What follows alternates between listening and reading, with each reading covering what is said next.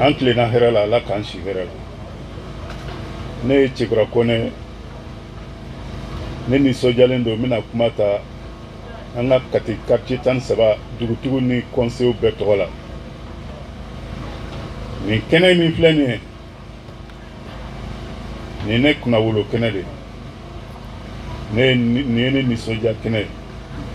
Nin kɛnɛ min filɛ nin ye, a y'an wele nin kɛnɛ kan, a diyara ne ye bi dɛ. Nin kɛra sababu ye ka ne ɲɛji cɛ. K'a fɔ Kati ya ko équipe si tɛ première division na, a kuma sulu tun bɛ ne la. Ni Ala y'an garijɛgɛ don aw la bi, an kana nin kɛnɛ kan lancement na,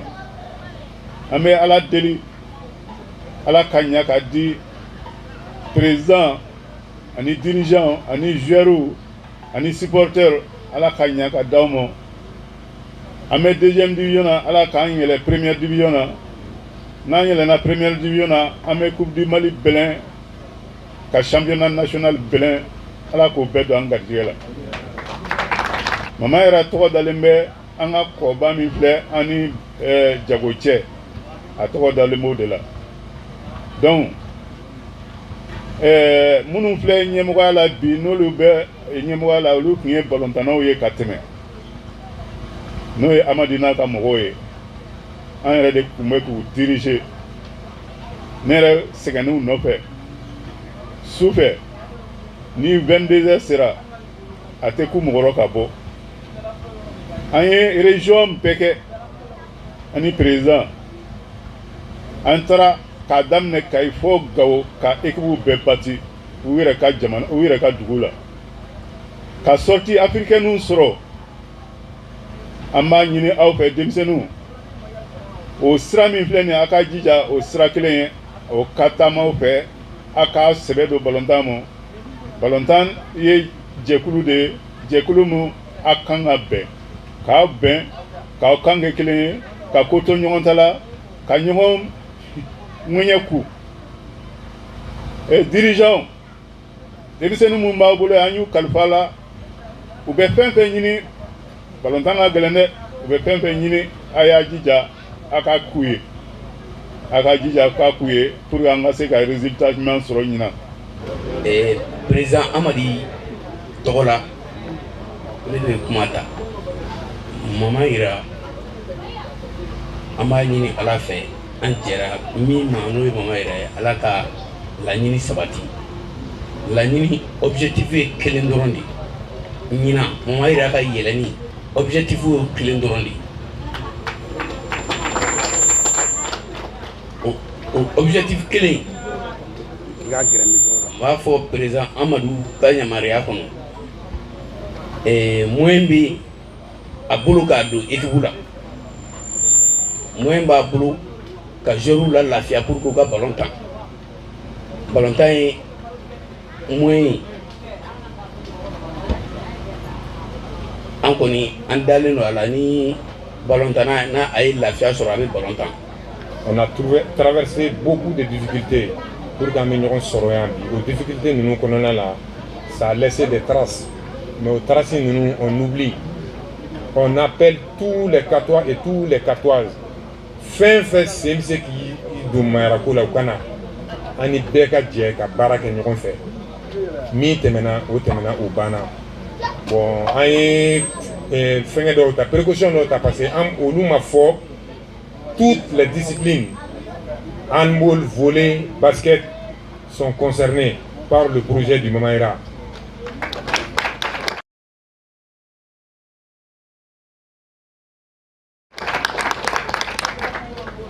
Donc, au Boilé, la rénovation du terrain de handball, nous allons construire un bureau pour les dirigeants du Mama Ira, un bureau pour le président, une salle pour la réunion du bureau. Donc, en ces fins fait,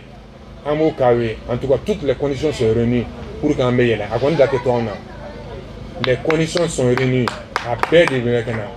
On sait que, comme on mène à nous, on mène à Kumala, donc ne peut pas Kumala. On est content parce que nous sommes dans la région de Fana. Moi, j'étais avec l'AS Nyana de Kuruguru. ne taara ni ɲana monter la salon n bɛ dugawu kɛ salon an ye min kɛ ala k'o don garisɛgɛ la yan fana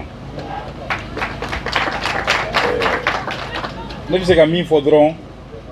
Mama Ira ye katikaw ta de anw bɛna an bɛ dɛmɛ kɛ an se ye min an b'o kɛ mais aw fana k'an dɛmɛ n'aw seko ye min bɛ se ka min kɛ k'an dɛmɛ min bɛ se bonya min na min bɛ se ka dugawu min k'an ye min ka gɛlɛn an bolo bi aw ka dugawu k'an ye n nana o tɛ dɛ mais a laban bɛ kɛ cogo di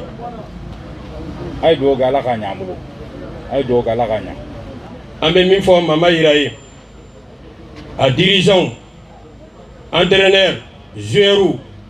o fɔlɔfɔlɔ ladilikan fɔlɔ min b'an bolo o ye ala ɲɛsiranya ye kati de jɛra k'a di aw ma Amadu Sidibe n'i ka jama kati de jɛra ka tɔn balontankulu in di aw ma k'aw ka dɔn aw sogo n'aw wolo cɛ Samakɛkɛ e de sugandira k'i kana an ka denmisɛnninw ladege balontan kɛcogo ɲuman na i k'u don u sogo ni wolo cɛ denmisɛnninw balontan aw yɛrɛ y'a mɛn k'a fɔ fɛn bɛɛ lajɛlen labɛnnen don a b'a ka disposition na mun de tora aw bolo o de ye cɛsiri ye balontan ani siɲɛna a tɛ bɛn dɛ balontan ni siɲɛna an b'o fɔ aw ye a tɛ bɛn Mama Ira bɛ monter don min na Tomikɔrɔbugu balontan kɛnɛ kan Tomikɔrɔbugu balontan kɛnɛ kan Stade Mamadu Konate la ne kun bɛ yen a don de an yɛlɛnna première division na ala nana kɛ jɛkulu nana di maaw ma maa minnu tɛ kati fɛ an bɛ kuma n'an nana kuma la an bɛ an ta de fɔ dɛ o de balontan o de Mama Ira jigi parce que ɲɛmɔgɔw tun tɛ ɲɔgɔn kan fɔ ɲɛmɔgɔw tɛ ɲɔgɔn fɛ jamakulu n'an ma kɛ ɲɔgɔn fɛ wallahi tɛ taa ɲɛ yadullahi ma'al jamaa ala yɛrɛ ko k'ale faralen bɛ jama de kan ala faralen bɛ jama de kan anw ye alimamu ye an ka dugawu b'aw ko su ani tile n'a bɛ taga yɔrɔ o yɔrɔ ni se b'an ye ne yɛrɛ bɛ n ka mobili ta an bɛ taga ɲɔgɔn fɛ an b'o layidu di aw ma maa tɛ ɲa ni cɛsiri tɛ dɛ Samakɛkɛ denmisɛnninw u b'i sogo ni wolo cɛ an y'u d'i ma k'u di ala ma k'u di kira ma k'a di i ma i k'u don sogo ni wolo cɛ Amadu Sidibe n'i ka jama kati Mama Ira bɛ aw bolo an bɛ dugawu kɛ yarabi ala k'an dayɛlɛ ala k'aw sankɔrɔta ala ka barika d'aw la jamana in yarabi ala ka jamana in kolo suma ne nisɔndiyalen don kosɛbɛ bi dugutigi y'a fɔ a ka kuma kɔnɔna na k'a nisɔndiyalen don ne ka nisɔndiya o ka jugu ni dugutigi ta ye Mama Ira an bɛɛ lajɛlen ka équipe don an bɛɛ lajɛlen ka équipe don wajibi don ni lancement bɛna kɛ saison 2022-2023 an ka kɛ yan nɔ ka mɔgɔw jukɔrɔma don ka conseil di Mama Ira a mɛnna deuxième division na an bɛ yan nɔ san caman an y'o kɛ deuxième division na il faut que an ka bɔ a kɔnɔ pour que an ka bɔ a kɔnɔ il faut que bɛɛ lajɛlen de k'a tɛgɛ di ɲɔgɔn ma bɛɛ lajɛlen ni bɛɛ lajɛlen y'i tɛgɛ di ɲɔgɔn ma ka ko to ɲɔgɔn ta la